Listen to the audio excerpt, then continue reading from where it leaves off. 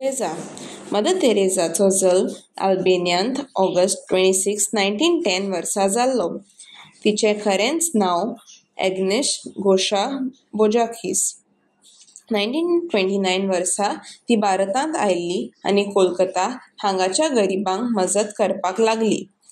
तिणें माद्री जावन आपलें जिवीत दुसऱ्याची सेवा करूंक भेटयलें.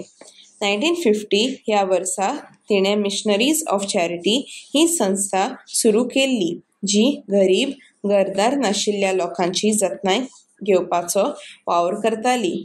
दर एक मनीस कितलोय गरीब आसूं ताका मोग आनी काळजी फावो अशें मदर तेरेसा मानताली.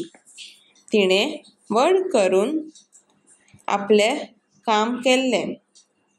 चड गरजेवंत लोकांक जेवण, आलाशिरो आनी वैजकी मदत दिली. मदर तेरेसान सदांच सगळ्यांक स्वाभिमानान वागयताली. तिच्या वावराक लागून जायत्या जाणांच्या जिवितांत व्हड फरक पडलो. ह्या तिच्या मनीसपणाचे सेवे खातीर तिका 1979 वर्सा शांततायेचो नोबेल पुरस्कार फावो जाल्लो. ती नामनेक मनीस आसली तरी तिणें केन्नाच आपलें लक्ष सोडलो ना. तिका फकत हेरांक मजत करपाची इत्सा आशिल्ली. मदर तेरेसाचें जिवीत आमकां मोग शिकयता.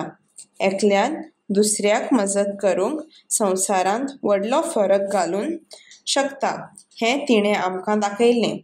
5 सप्टेंबर 1997 मदर तेरेसाक मरण आयिल्लें, पूण तिचें दायज जियेता आनी तिचो उगडास मोगाचें आनी करुणेचें प्रतीक म्हण संवसारभर लोक याद करता.